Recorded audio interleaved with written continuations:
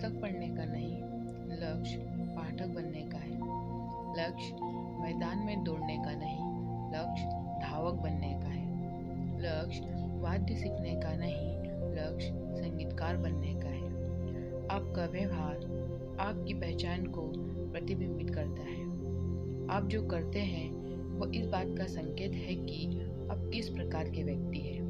आपकी धारणा इस पर निर्भर करती है कि आप इसे सजगता के साथ करते रहें या बिना सजगता के। शोध बताते हैं कि एक बार व्यक्ति किसी पहचान के एक पहलू पर धारणा बना लेता है तो वह उस धारणा के साथ और जुड़ता चला जाता है।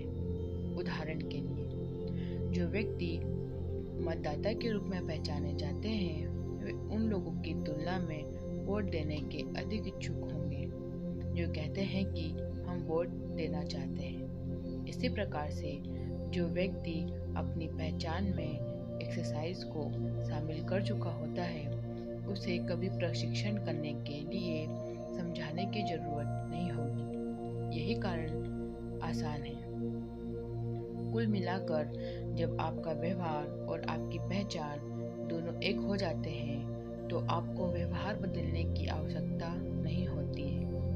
आप उसी तरह से व्यवहार करते हैं जैसे आप हैं। आदत बनने के सभी पहलुओं की तरह यह भी दुधारी तलवार है। जब यह आपके लिए काम करती है तो पहचान बदल जाती है और आत्म सुधार का शक्तिशाली बल मिलता है। जब यह विपरीत काम करती है तो आपकी पहचान श्राप बनकर रह जाती है।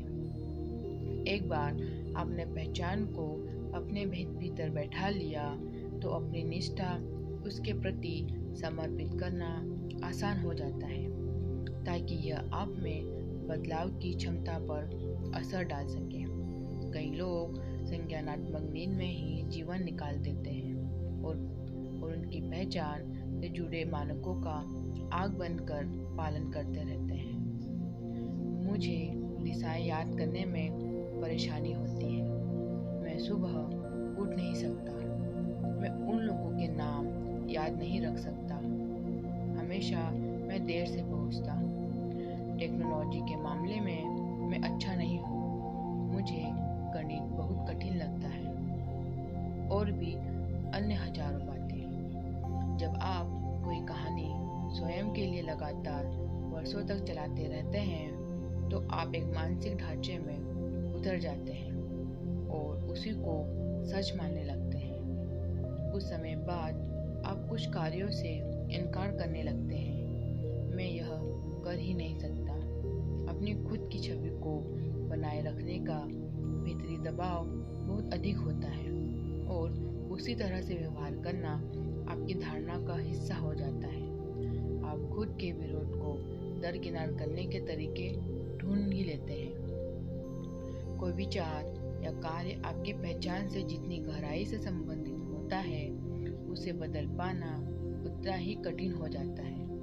यह भले ही गलत हो, लेकिन यह मानना आपके लिए सुविधाजनक हो जाता है कि आपकी संस्कृति की मान्यता क्या है अथवा आप वे करते हैं जिनसे आपकी छवि बनी रहती है।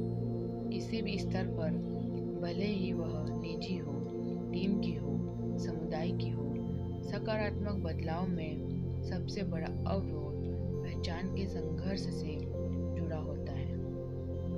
अच्छी आदतें युक्तिसंगत हो सकती हैं, लेकिन यदि वे आपकी पहचान से सामंजस्य नहीं रखती है तो आप उन्हें आचरण में लेने में विफल रहेंगे। किसी भी दिन आप अपनी आदतों से संघर्ष कर सकते हैं क्योंकि आप बहुत व्यस्त हैं या थके हुए हैं या फिर अभिभूत हैं या सैकड़ों अन्य कारण होते हैं। लंबे समय में आप अपनी आदतों से जुड़े नहीं रह पाते हैं क्योंकि आपकी स्वयं की छवि उसमें अवरुद्ध बन जाती है। इस कारण से आप अपनी पहचान के एक पक्ष से जुड़ नहीं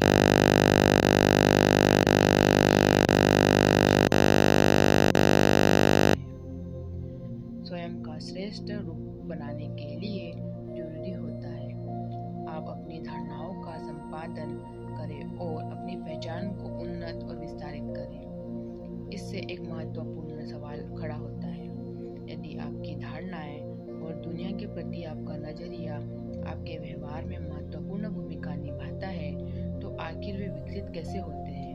आपकी पहचान बनती किस तरह से है और आप आपकी पहचान के नए पहलुओं पर कैसे ध्यान दे सकते हैं जो आपके सहायक होते हैं, और धीरे धीरे उन चीज़ों को भी कैसे हटा सकते हैं जो आपकी राह में बाधा डालते हैं।